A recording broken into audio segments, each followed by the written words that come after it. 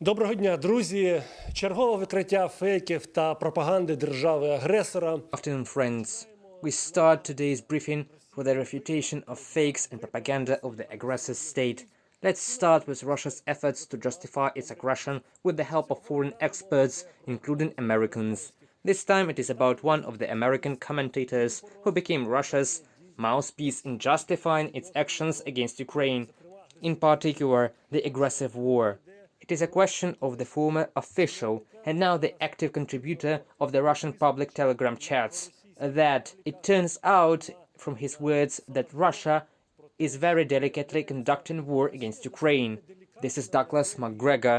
He wrote an article that was widely circulated through propaganda resources. In particular, he wrote that Poland was trying to occupy part of Ukraine, thus supporting the narrative that Russia has been promoting for days, in order to demonstrate not only Russia is engaged in a brutal war, but that other countries also seem to intend to occupy Ukraine. Such statements are lies. So, who is Douglas Macgregor? It is enough to look at his biography and the comments of the Republicans themselves, who criticize him as one of the mouthpieces of Russian lies. In particular, Congresswoman Leshchenko, the daughter of Vice President Dick Cheney, called him a representative of Putin's Republican wing. Similarly, Fox News, which also supports Republicans, said his statements were disappointing. In particular, he said that Russian forces were too lenient in attacking Ukraine and that Russian President Putin had been demonized. Of course, such comments are gladly picked up by the Russian media, and for us, this is a reminder that not all experts with a foreign name are independent. Many of them, whose names I mentioned earlier, are involved in the propaganda process, in particular in the state-run Russian media. Meanwhile, the Komsomolskaya Pravda resource joins the chorus of propagandists. It was this media that was key to spreading fakes about the Wagnerian operation. Now, the Komsomolskaya Pravda tells that it appears the Ukrainian officers, who resolutely rebuff to the aggressor state, are actually foreigners and have foreign passports. They are loyal to the United States and Britain, and most of them have both British and American passports, and also the individual salaries they receive there. This is what Komsomolskaya Pravda lies about in the article entitled "What is the secret of the Ukrainian army?" Of course, they need at least some justification for their domestic market of the so-called consumers of lies. In this way, they are trying to explain why they are not achieving their goals in Ukraine and why they are not getting what was announced in the same Komsomolskaya Pravda at the beginning of the war. In particular, they reported their intention to create several states on Ukrainian territory, to create governments that would be controlled by Moscow, and so on. This did not happen. Why? It turns out, as they say, that the Ukrainian officers are actually American officers. This is how they are trying to explain their mistakes and the results on the battlegrounds that they are getting because of the determination of the Ukrainian army. Another fake is broadcasted by Russia Today with reference to the military observer for Komsomolskaya Pravda Viktor Baranets. According to him, it turns out that the Lend-Lease program launched by the US administration for Ukraine will bring many disasters to Ukraine. Quote, "The military situation, many facilities have been destroyed and the economy is falling. What do you think America will take if Kyiv has no money? They will take the land.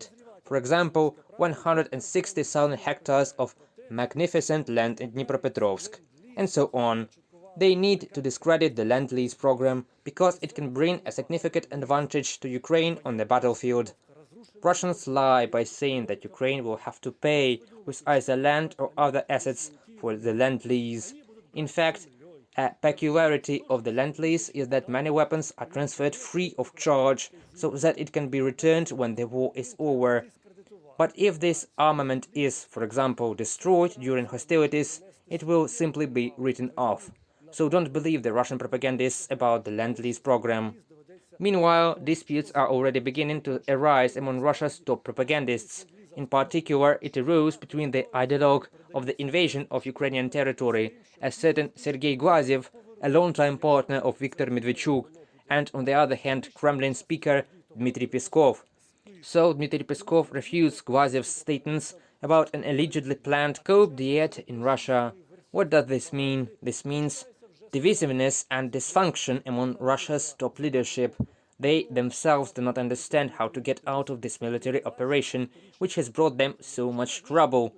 They have lost the opportunity to travel to their foreign villas, use their foreign accounts and foreign estates, and educate their children abroad. That is, to use the same paradise corner which they created for the money of ordinary Russians. That is why they are trying to find a so-called guilty person to shift their responsibility to him, so to say.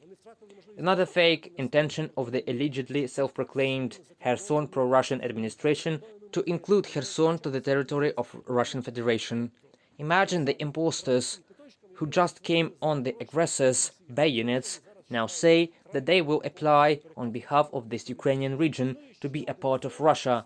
This is even not a scenario according to which the so-called Donetsk and Luhansk People's Republics declared their independence, when they held a fake referendum, because such an intention will simply be announced here.